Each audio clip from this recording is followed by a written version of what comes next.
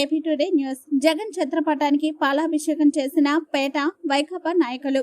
అనకాపల్లి జిల్లా పాయకరావుపేట ఎమ్మెల్యే గొల్లబాబురావుకు ముఖ్యమంత్రి జగన్ సముచిత స్థానం కల్పించినందుకు గాను ఆ పార్టీ నాయకులు జగన్ చిత్రపటానికి పాలాభిషేకం చేశారు. ఎమ్మెల్యే బాబురావును రాజ్యసభ సభ్యునిగా ఎన్నిక చేసి మరింత ఉన్నత పదవి ఇచ్చినందుకు గాను జెడ్పీటీసీ లంక సూరిబాబు, జిల్లా ప్రచార పబ్లిక్ వింగ్ అధ్యక్షులు దగ్గుబల్లి సాయిబాబా, జగత శ్రీను, పిఎస్సిఎస్ చైర్మన్ దేవవరపు రాజేష్ ఖన్నా, కాకాడ కృష్ణ, నెలపతి నాగరాజు తదితరులు పాలాభిషేకం చేసి జగన్ కు కృతజ్ఞతలు తెలిపారు. రాజ్యసభ సభ్యులుగా మా ముఖ్యమంత్రి జగన్మోహన్ రెడ్డి గారు రాజ్యసభ పంపించడం జరిగింది. దాన్ని పురస్కరించుకొని ఈరోజు పాయకరావుపేట మండల ఎస్సీసీల నాయకులందరూ కూడా జగన్మోహన్ రెడ్డి గారికి పాలాభిషేకం చేయడానికి ఈరోజు అందరూ కూడా సిద్ధమై పాలాభిషేక కార్యక్రమం జరిగింది. మన జెడ్పీటీసీ లంకా సూరిబాబు గారి ఆధ్వర్యంలో ఈరోజు దళిత మహిళలు, దళిత నాయకులు అందరూ కూడా ఈరోజు జగన్మోహన్ రెడ్డి గారికి పాలాభిషేకం చేసినారు. జగన్మోహన్ రెడ్డి గారి ప్రభుత్వంలో సంక్షేమ పథకాలతో పాటు బడుగు బలహీన వర్గాలందరినీ కూడా ఆశాజ్యోతి అయినటువంటి జగన్మోహన్ రెడ్డి గారు మరొక్కసారి ముఖ్యమంత్రి చేయాలని చెప్పేసి ప్రజలందరూ కూడా ఆక్షేపిస్తున్నారు. రేపు జరగబోయే ఎన్నికల్లో జగన్మోహన్ రెడ్డి గారిని దళితులు అత్యధిక మెజార్టీ దళిత ఓట్లన్నీ కూడా జగన్మోహన్ రెడ్డిగా పడతాయి.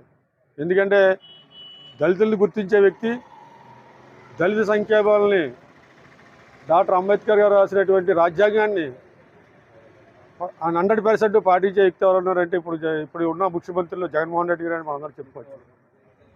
అలాంటి జగన్మోహన్ రెడ్డి గారిని మీరందరూ కూడా దళిత మహిళ, దళిత సోదరులందరూ కూడా దీవించి మరొక్కసారి ఆయన ముఖ్యమంత్రి చేయాలని చెప్పేసి కోరుకుంటూ ఈరోజు ఈ పాలాభిషేక కార్యక్రమానికి మమ్మల్ని కూడా పిలిచినందుకు వాళ్ళకు ప్రత్యేకమైన ధన్యవాదాలు తెలియజేస్తున్నాను.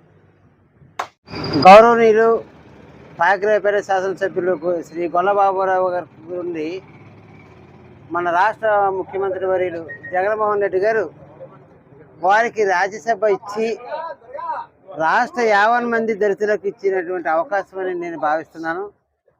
బహుశా గత కాలంలో జరిగిందో లేదో నాకు తెలియదు, కానీ ఈ రాష్ట్రంలో ఉన్నటువంటి ప్రతి మారుమూల గ్రామం యొక్క దళితుల యొక్క గౌరవం ఇది.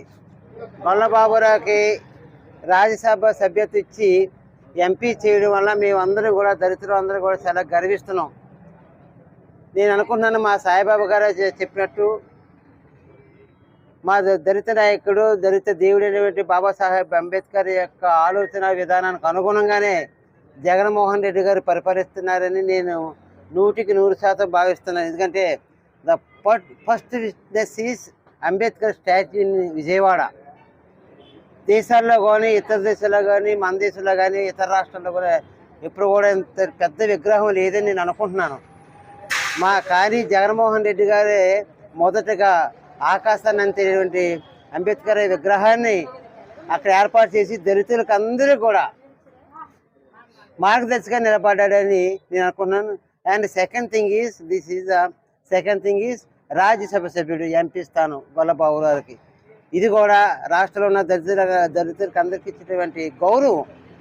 ఈ గౌరవాన్ని మనందరూ కూడా ఆచరిస్తూ జగన్మోహన్ రెడ్డి గారిని మనం ఎప్పుడు మరువకూడదని ఈ 2 సాక్ష్యాలను దృష్టిలో పెట్టుకొని జగన్మోహన్ రెడ్డి గారిని మరొకసారి మనందరూ కూడా ముఖ్యమంత్రిగా చేసుకోవాలని కోరుకుంటూ, అలా చేసుకున్నట్లయితే దళితులకు అందరికీ రాబోయే రోజుల్లో మంచి భవిష్యత్తు ఉందని నేను నమ్ముతూ మీకు అందరికీ విన్నవించుకుంటున్నాను.